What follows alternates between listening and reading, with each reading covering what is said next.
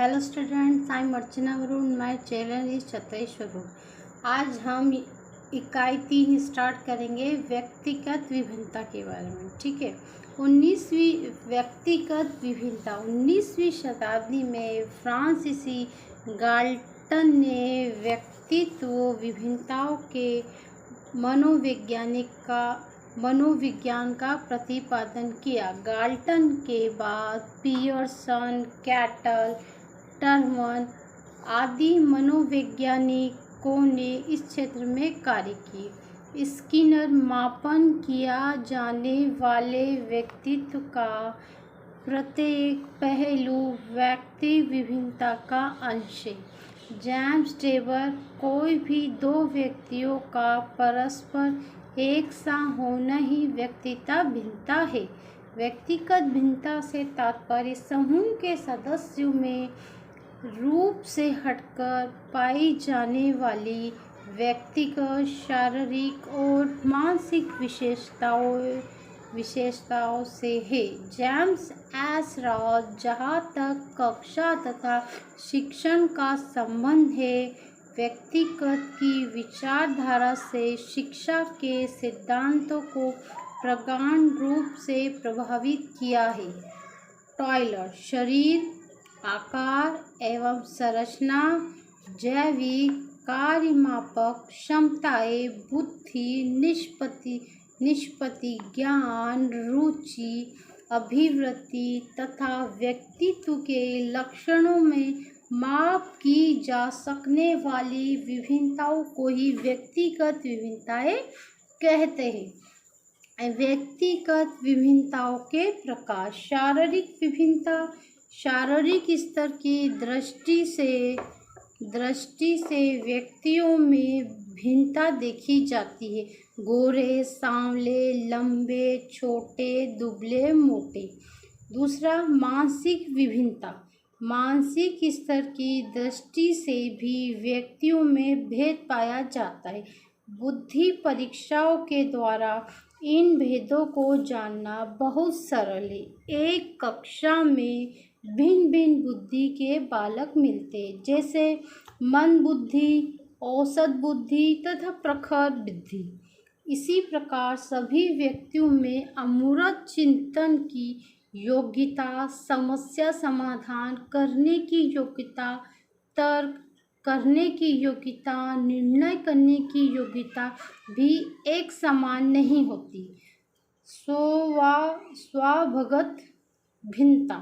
कुछ बालक सदा प्रसन्न होते हैं, कुछ उदास रहते हैं, कुछ बड़े चिड़चिड़े होते हैं, कुछ क्रोधी होते हैं। इस प्रकार स्वभाव की दृष्टि से अनेक व्यक्तिगत भेद होते हैं। 5वां, अभिरुचियों में भिन्नता। अभिरुचियों के क्षेत्र में भी व्यक्तिगत भिन्नता पाई जाती है। कुछ पुस्तक पढ़ने में रुचि रखते हैं, कुछ क्रिकेट खेलने में, कुछ गाना सुनना पसंद करते हैं, कुछ सैड सॉन्ग, कुछ फास्ट सॉन्ग, कुछ कॉमेडी पसंद करते हैं, कुछ ट्रेजेडी। अधिगम भिन्नता। कुछ बालक सीखने में तीव्र होते हैं, कुछ मंद होते। तो जो बालक तीव्र होते हैं उनकी थोड़ी सी सहायता ही पर्याप्त होती है। एक बार सीखने पर उनके मन में कोई बात बहुत समय तक रह सकती है। जो बालक सीखने में मंद होते हैं उनको शिक्षा देने में अध्यापक को बहुत परिश्रम करने की आवश्यकता होती है, फिर भी वे सीख नहीं पाते। रुचि की भिन्नता। रुचि की दृष्टि से बालक बालिकाओं में बहुत भिन्नता पाई जाती है। रुचि की भिन्नता। रुचि की दृष्टि से बालक बालिकाओं में बहुत भिन्नता पाई जाती है। पढ़ने, लिखने, वस्तु पहनने आदि सभी बातों में भिन्न भिन्न रुचियों के व्यक्ति मिलते हैं। सहोदर भाई बहनों की रुचि भी असमान होती है। व्यक्तित्व भिन्नता। दो व्यक्ति लगभग समान योग्यता के होते हुए भी अपने व्यवहार से भिन्न हो सकते, जैसे अंतर्मुखी और बहिर्मुखी व्यक्ति। अभिक्षमता में अंतर व्यक्तियों में अभिक्षमता के आधार पर भी अंतर पाया जाता है। किसी व्यक्ति में संगीतकार तो किसी में घातक बनाने की अभिक्षमता योग्यता होती है। संवेगात्मक भिन्नता संवेगों के आधार पर भी व्यक्तियों में भिन्नता पाई जाती है। जीवन में हम भावमुख, क्रोधी, हंसमुख, संयत, उदार, लोभी, दानी व्यक्तियों के संपर्क में आते हैं।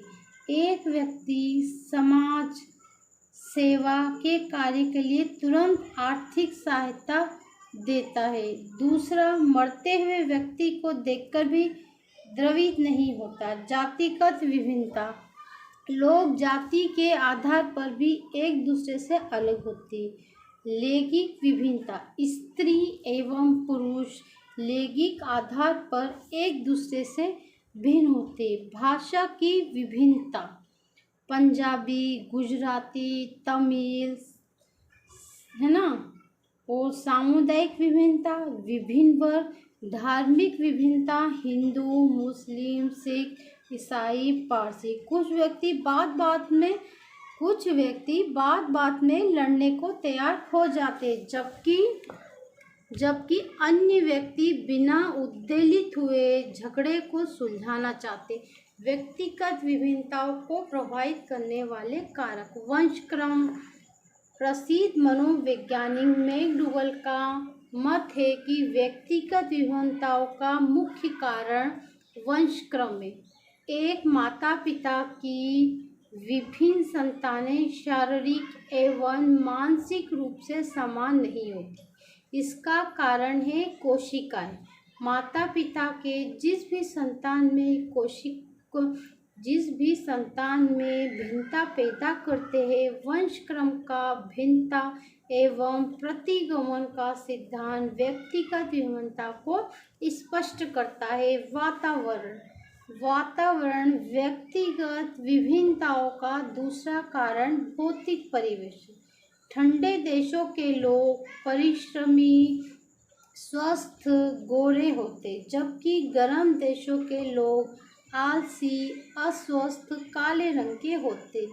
वातावरण बौद्धिक विकास को प्रभावित करता है। सामाजिक आर्थिक स्तर माता पिता की आर्थिक संपन्नता, शिक्षा के कारण भी बालकों में भिन्नता का पाया जाना स्वाभाविक है।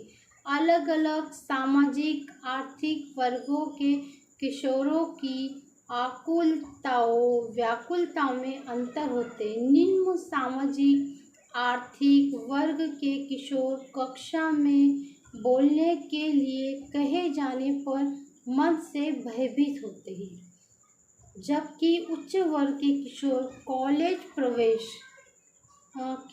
कॉलेज प्रवेश के बारे में अधिक आकुल रहते। अतः संपन्नता, शिक्षा के कारण भी बालकों में भिन्नता का पाया जाना स्वाभाविक है। लिंग समाज में स्त्री पुरुष में व्यक्तिगत भिन्नताएं पाई जाती है। कुछ भिन्नताएं तो प्रकृति ने स्त्री एवं पुरुष के स्वभाव में उत्पन्न किए। बालक बालिकाओं में शारीरिक भिन्नता तो होती है, व्यक्तिगत भिन्नता भी पाई जाती है। बालक क्रोधी होते हैं, जबकि बालिकाएं लज्जाशील और कोमल होती है। व्यक्तिगत भिन्नता को लिंग के संदर्भ में सामाजिक व्यवस्था और भी पोषित करती है। व्यक्ति के पालन पोषण में लड़कों को कहा जाता है कि वह पुरुषोचित गुण है। ये स्त्रियोचित गुण है, अर्थात एक लड़के को अपने अंदर पुरुषोचित गुणों को विकसित करना चाहिए। पुरुषों में तर्क अधिक होते हैं, स्त्रियों का लेख सुंदर होता है, तो पुरुषों में कामुक योग्यता अधिक होती है। हाँ, लक्ष्य प्रत्येक व्यक्ति अपने अपने जीवन में श्रेष्ठता को हासिल करना चाहता है। आज वो स्थिति में है, कल उससे अधिक आगे बढ़ना चाहते हैं। सभी व्यक्ति अपनी अपनी शक्तियों के अनुसार आगे बढ़ने का प्रयास करते हैं तथा उसके व्यक्तित्व में लक्ष्य के अनुरूप ही गुण पाए जाते हैं। व्यक्ति में लक्ष्य के अनुरूप ही गुण पाया जाता है।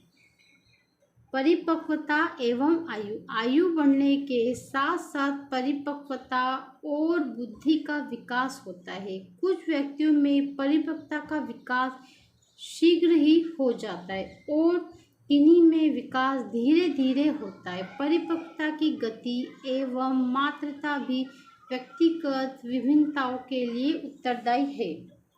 विभिन्न व्यक्तिगत विभिन्नताओं का शैक्षणिक महत्व। शिक्षा को बाल केंद्रित करने की दृष्टि से मनोवैज्ञानिक और शिक्षा शास्त्री बालकों की व्यक्तिगत विभिन्नताओं को अधिक महत्व देते हैं। व्यक्तिगत विभिन्नताओं के ज्ञान से बालक को विभिन्न क्षेत्रों में सहायता मिलती।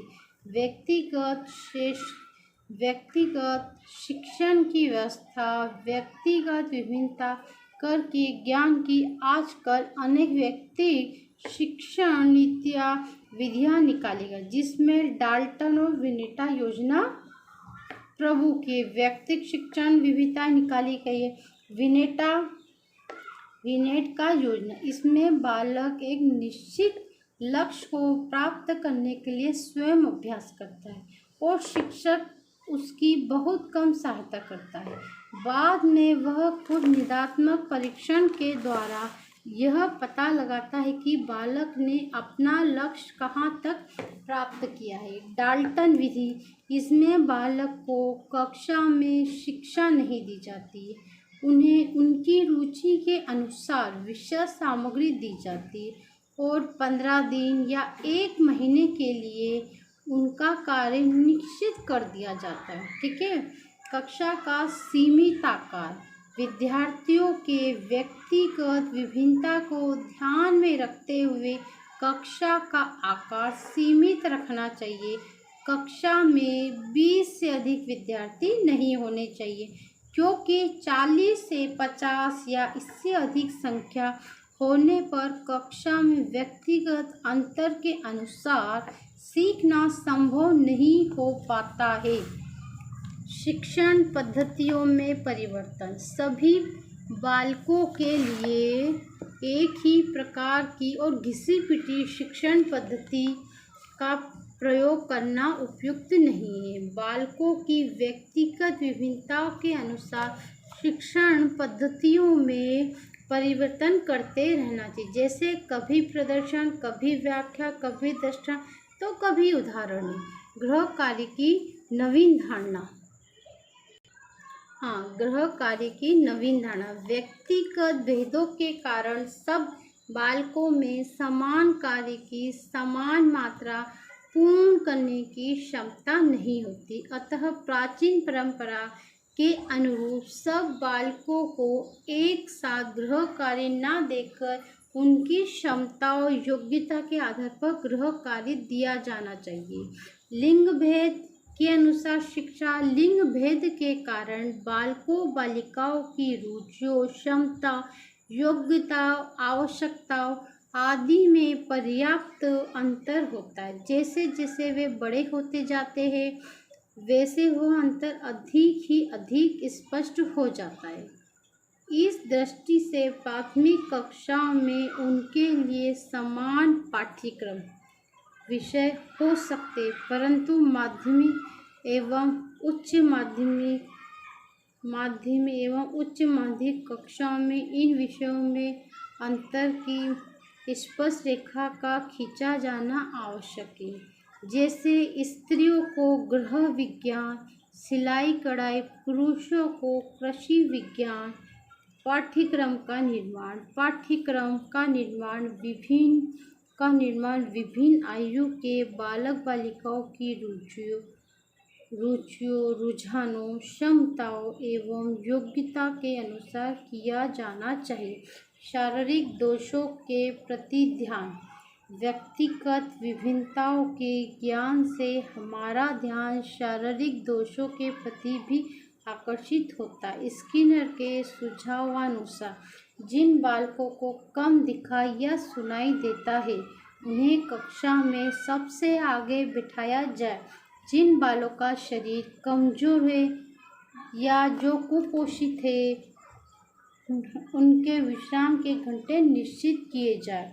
प्रत्येक बालक की डॉक्टरी जांच की जाए। प्रत्येक विद्यालय में डॉक्टर की नियुक्ति की जाए। शैक्षणिक निर्देशन। व्यक्तिगत विभिन्नता को जानकर शिक्षक विद्यार्थियों को सही व उचित शैक्षणिक निर्देशन दे सकते, अर्थात उन्हें यह बतला सकते हैं कि उन्हें हाई स्कूल में अपने लिए कौन से विषय चुनने हैं। व्यावसायिक निर्देशन। भिन्न भिन्न व्यवसाय के लिए व्यक्ति में भिन्न भिन्न शारीरिक, मानसिक तथा व्यक्तिगत संबंधित गुणों की आवश्यकता होती। अतः व्यक्तिगत विभिन्नताओं को जानकर शिक्षक विद्यार्थियों को उनका भावी व्यवसाय चुनने में सहायता दे सकते। शिक्षा में स्कूल, परिवार और समुदाय का सहयोग।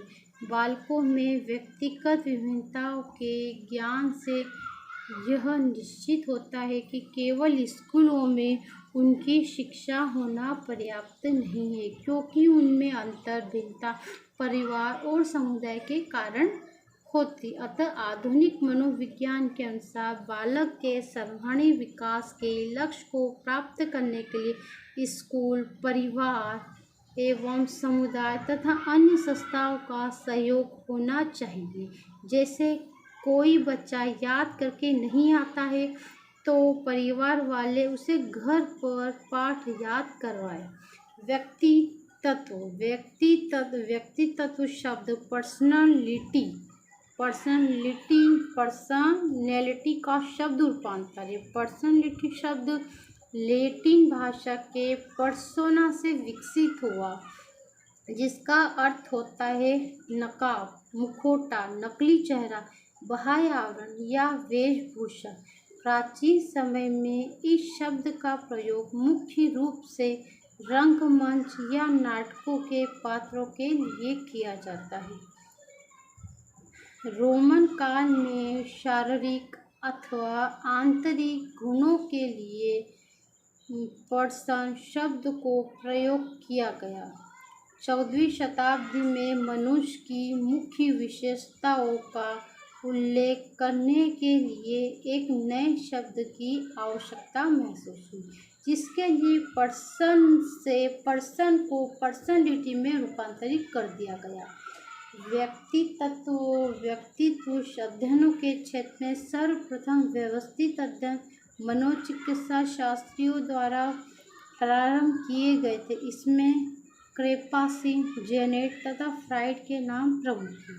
सामान्य दृष्टिकोण से व्यक्तियों का तात्पर्य व्यक्तियों के उन प्रभाजन गुणों से होता है जो दूसरे पर विजय पाने में सहायक होते हैं। दार्शनिक दृष्टिकोण के अनुसार व्यक्तित्व पूर्णता का एक आदर्श है, एक आत्मज्ञान है। जिस व्यक्ति का आत्मज्ञान जितना अधिक होता है उसका व्यक्तित्व भी उतना ही अच्छा होगा। समाजशास्त्री दृष्टिकोण से व्यक्ति उन समस्त गुणों का संगठन है जो कि समाज में व्यक्ति का कार्य तथा पद निश्चित करता है। स्प्रिंगर ने व्यक्ति को 6 मूल्यों का समग्र रूप माना। मनोविश्लेषणवाद के अनुसार व्यक्तित्व 3 अंगों से मिलकर बना है। इदम, अहम, परमम। मनोवैज्ञानिक दृष्टि से व्यक्तित्व का संबंध वंशानुक्रम तथा पर्यावरण दोनों से। इसके अनुसार व्यक्ति में जितनी विशेषताएं होती है उसमें से कुछ जन्मजात या आंतरिक वंशानुक्रम होती है तथा कुछ अर्जित या बाह्य वातावरणीय होती है। आज हमारा ये वाला हमने आज यहीं तक अभी कंप्लीट होता है। आगे कल कंटिन्यू करेंगे। ओके, आपको हमारा चैनल पसंद आए लाइक करें, शेयर करें एंड सब्सक्राइब करें।